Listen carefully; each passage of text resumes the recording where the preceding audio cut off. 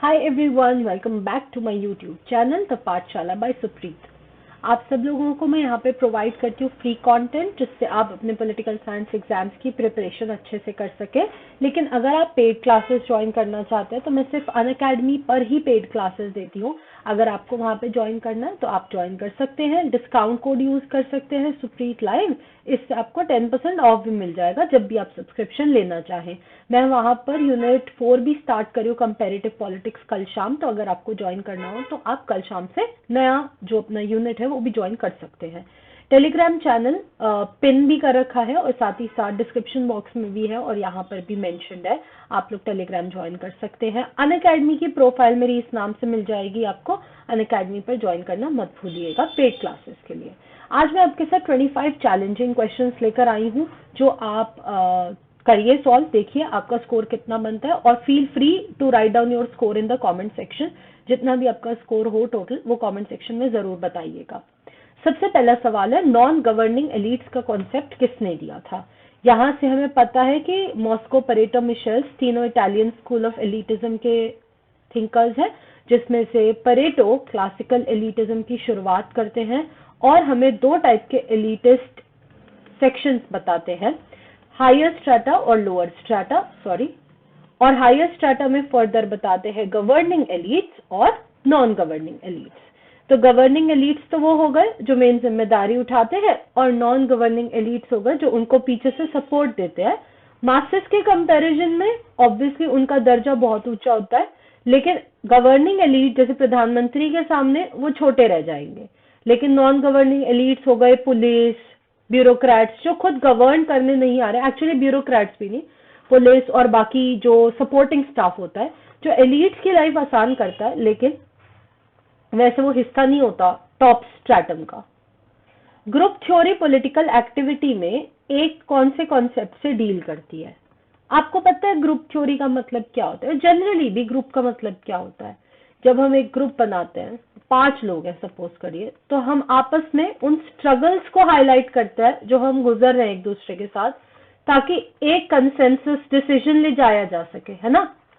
एक डिसीजन ले जाया जा सके। तो गेस कर सकते होगे अभी तक ऑप्शंस देख के, cooperation, struggle, competition and coordination में से ग्रुप थ्योरी की डेफिनेशन होती है कैसा एरिया जहां पर पॉलिटिकल एक्टिविटी ग्रुप स्ट्रगल्स के थ्रू कंक्लूड करी जा सकती हो।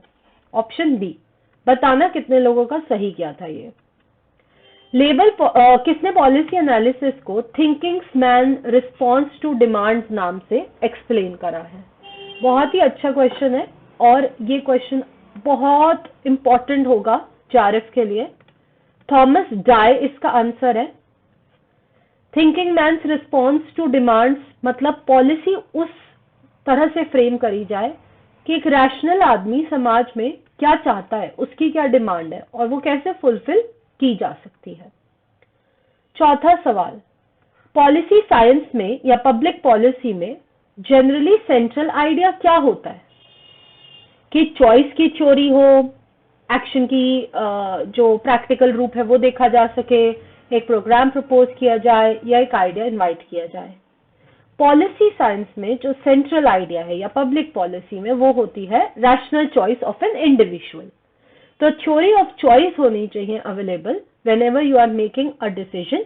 आप पॉलिसी जब जब फ्रेम करें आपके पास चॉइस की अवेलेबिलिटी हो।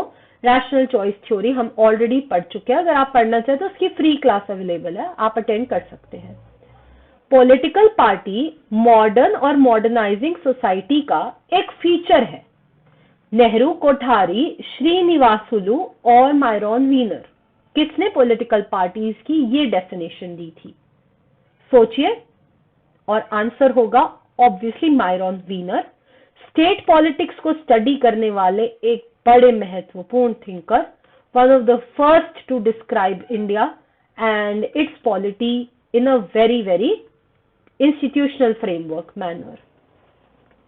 छठा सवाल, न्यू पब्लिक एडमिनिस्ट्रेशन का इसमें से एक मेजर थीम क्या नहीं है?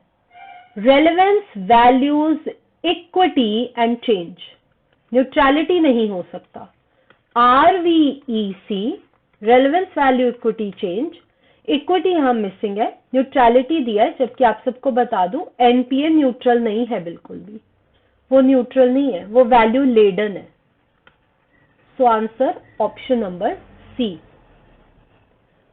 7वां सवाल, कंपैरेटिव पॉलिटिक्स प्राइमरीली किस चीज का कंपैरिजन करने में बिलीव करते हैं?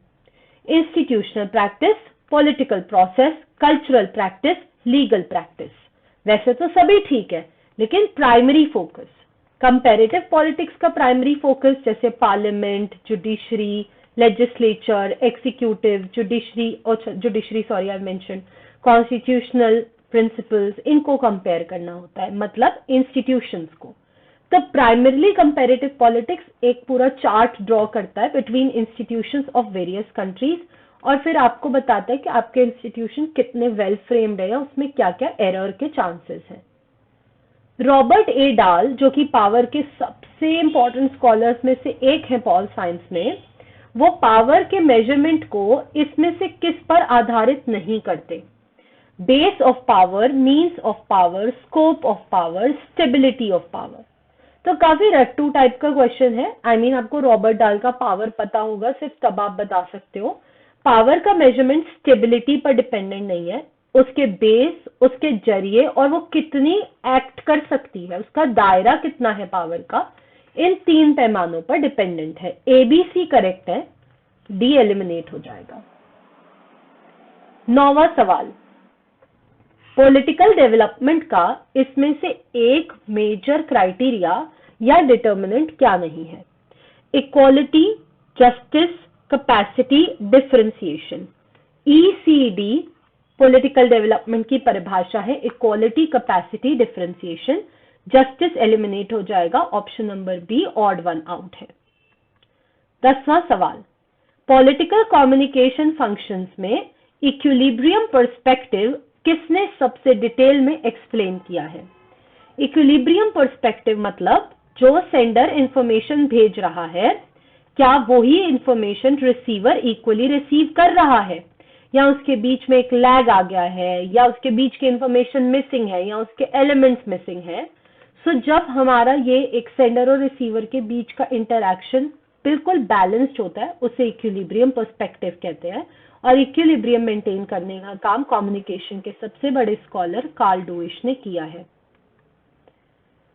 डेमोक्रेसी का मतलब होता है लोगों का रूल, जिसमें वो अपने जो ओपिनियंस हैं, अपनी जो इच्छाएं हैं, वो वोट के जरिए शो कर सकते हैं। ये किसने कहा है? ब्रिटेन के एक बहुत बड़े political scientist Lord Bryce, James Bryce ने ये कोटेशन दिया था कि डेमोक्रेसी का मतलब होता है लोग अपनी सॉवरेन विल एक्सरसाइज कर सकते हैं वोट डाल के, जो उन्हें चाहिए है, जो वो प्रपोज करना चाहते हैं सोसाइटी के लिए। जॉन रॉल्स के अकॉर्डिंग जस्टिस किस चीज का पहला वर्च्यू होता है, यानी जस्टिस कौन सी सोसाइटी के पहले गुण के रूप में देखा जाता है? ये एक कोटेशन है, justice is the first virtue of a good society. ये रॉल्स ने लिखी है अपनी किताब में कि जस्टिस सबसे बड़ा गुण होता है एक गुड सोसाइटी का। आपने देखा होगा कि रॉल्स एक्सप्लेन करते हैं कि गुड सोसाइटी क्या होती है, उसमें किस तरीके से सरकार और बाकी लोगों का रोल होता है और कैसे एलिमेंट्स ऑफ डिस्ट्रीब्यूटिव जस्टिस उसमें तय किए जाते हैं। 13th क्वेश्चन, मॉरल राइट्स की थ्योरी इसमें से किस थिंकर ने दी थी? Thomas pen, T.H. Green, Jeremy Bentham, Voltaire. Sir Jeremy Bentham तो सबसे पहले एलिमिनेट होंगे क्योंकि वो तो नेचुरल राइट्स को क्रिटिक कर रहे हैं, मॉरल राइट्स को क्रिटिक कर रहे हैं, उनके लिए तो इसको सबसे पहले हटा देना पड़ेगा। Thomas pen, T.H. ग्रीन और वॉल्टेयर, अब इसमें से आप चूज कर लीजिए। मॉरल राइट्स की थ्योरी आएगी तो पॉजिटिव फ्रीडम के one of the greatest advocates T.H. Green का नाम आएगा, idealist by nature and one of the greatest exponents of positive freedom, option number B. 14th question, Marxism में हिस्टोरिकल मटेरियलिज्म क्या represent करता है? फिलोसॉफी, आइडियोलॉजी, इकोनॉमिक्स या फिर scientific? Historical materialism Marxism में फिलोसॉफी नहीं रिप्रेजेंट करता, आइडियोलॉजी नहीं रिप्रेजेंट करता, इकोनॉमिक्स नहीं रिप्रेजेंट करता, वो साइंटिफिक बेस रिप्रेजेंट करता है, क्योंकि इकोनॉमिक बेस रिप्रेजेंट किया जाता है बाय डायलेक्टिकल मटीरियलिज्म। सवाल हिस्टोरिकल मटीरियलिज्म का है, जहां पे आप सभी सोसाइटीज का एवोल्यूशन एक्सप्लेन करते हैं, जो कार्ल मार्क्स का बेस कॉन्सेप्ट है और जिसकी वजह से कार्ल मार्क्स के नाम के आगे साइंटिफिक मार्क्सिज्म की एक कैटेगरी रखी गई है, जिसमें मार्क्स और एंगल्स शामिल होते हैं। आंसर ऑप्शन नंबर डी है। आप में से कितने लोग इसे इकोनॉमिक सोच रहे थे, जरा कमेंट सेक्शन में बताइएगा कि 14th क्वेश्चन में आपका रिस्पॉन्स सही गया या गलत, या आप साइंटिफिक पहचान पाए थे या नहीं। 15वां सवाल वेरी इंपॉर्टेंट। किसने कहा था I think therefore I am? Berlin, green और लॉक में तो हमने पढ़ा नहीं है कभी ये कोटेशन, तो ऑब्वियसली डिस्कार्टस इसका आंसर होगा। एज एलिमिनेशन हम इस्तेमाल करते हैं तो, और अगर आपको नहीं पता था तो I think therefore I am बहुत अच्छी, बहुत फेमस कोटेशन है डिस्कार्टस की, कि मैं सोचता हूं इसीलिए मैं हूं। जो सपने देखते नहीं वो उनको पूरे करने की कभी हिम्मत भी नहीं जुटा पाएंगे। मार्क्सिस्ट व्यू के अकॉर्डिंग राज्य का ओरिजिन क्या है? एक एवोल्यूशनरी फिनोमिना है, एक रेवोल्यूशनरी फिनोमिना है, एक हिस्टोरिकल फिनोमिना है, या एक इकोनॉमिक फिनोमिना है? आप सबको पता है कि मार्क्स का और हिस्ट्री का आपस में क्या लेना देना है। राज्य का क्रिएशन एक हिस्टोरिकल क्रिएशन है ना? History of every hitherto existing society is a history of class struggle. बहुत अच्छे से एक्सप्लेनेशन दिया गया है किस तरीके से स्टेट्स का पैटर्न मूव करता है हिस्ट्री में। अगला सवाल देखिएगा, नंबर 17। किसी भी सरकार का तीसरा और एक बहुत इंपॉर्टेंट अंग क्या होगा? Legislature first, executive second, judiciary third, media fourth. तो आंसर थर्ड का देना है तो देंगे ऑप्शन नंबर सी, ज्यूडिशरी। 18वां सवाल, पॉलिटिकल थॉट एंशिएंट यूरोप में कहां से ओरिजिनेट हुआ था? आप सबको पता है कि पॉलिटिकल साइंस की हिस्ट्री रेंज करती है फ्रॉम रोम। ये फर्स्ट वो सिटी है जिसमें आप पॉलिटिकल थॉट को इमर्ज होता हुआ देखते हैं और पॉलिटिकल साइंस की भी जर्नी देखते हैं। 19वां सवाल, प्लेटो के अकॉर्डिंग 3 एलिमेंट्स जो किसी भी आदमी में पाए जाते हैं उसकी आइडियल स्टेट में, वो क्या है? Reason, justice equality, justice liberty equality, reason spirit justice, reason spirit appetite. Reason first class philosophers में, स्पिरिट सेकंड क्लास सोल्जर्स में, appetite third class artisans and producers में। प्लेटो का एजुकेशन का सिस्टम कैसे रेंज किया जा सकता है? वो सिस्टमैटिक और प्रोग्रेसिव है। यस, बिकॉज उसमें सब कुछ पैटर्न वाइज एक्सप्लेन करा गया है, एजेस के बार सेट है, और वो मेन और विमेन को उस जमाने में भी इक्वली एजुकेटेड होने की प्रेरणा दे रहा है। सिस्टमैटिक तो है लेकिन प्रोग्रेसिव नहीं कहा जा सकता, फॉल्स। प्रोग्रेसिव तो है बट सिस्टमैटिक नहीं कहा जा सकता, फॉल्स। ना ही सिस्टमैटिक है ना ही प्रोग्रेसिव है, फॉल्स। ऑप्शन ए हो जाएगा एब्सोल्युटली करेक्ट। एरिस्टोटल के अकॉर्डिंग किसी भी कम्युनिटी का सबसे ऊंचा रूप क्या हो सकता है? फैमिली, वो तो फर्स्ट, इंडिविजुअल के बाद आने वाले एक्चुअली सेकंड है, विलेज थर्ड है, commune and state. So commune और स्टेट के कंपैरिजन में स्टेट एपेक्स पर आता है, यानी जब आप देखेंगे एरिस्टोटल का डिस्क्रिप्शन तो आप सबसे ऊंचे पे स्टेट में जाकर पहुंचते हैं, जो किसी भी कम्युनिटी का हाईएस्ट रूप होता है। आंसर ऑप्शन नंबर डी है। एरिस्टोटल की अकॉर्डिंग स्लेव के लिए स्लेवरी इसलिए अच्छी है क्योंकि उसे लगातार खाना मिलता रहता है। अरे ये कैसी बात हुई? क्योंकि मास्टर स्लेव को प्रोटेक्ट करता है। ठीक है, मास्टर स्लेव को मारता नहीं, तो इससे स्लेव के लिए क्या फायदा है? He gets virtue in a second hand manner. तो ये भी नहीं, ये भी नहीं, ये भी नहीं। सच्चाई ये है कि क्योंकि स्लेव खुद को नहीं प्रोटेक्ट कर सकता, मास्टर के साथ रहने से उसे वर्च्यू प्राप्त होता है और बहुत सारी चीजें जो वो खुद के लिए नहीं डिसीजन बना सकता, मास्टर के होने से उसका फायदा होता है।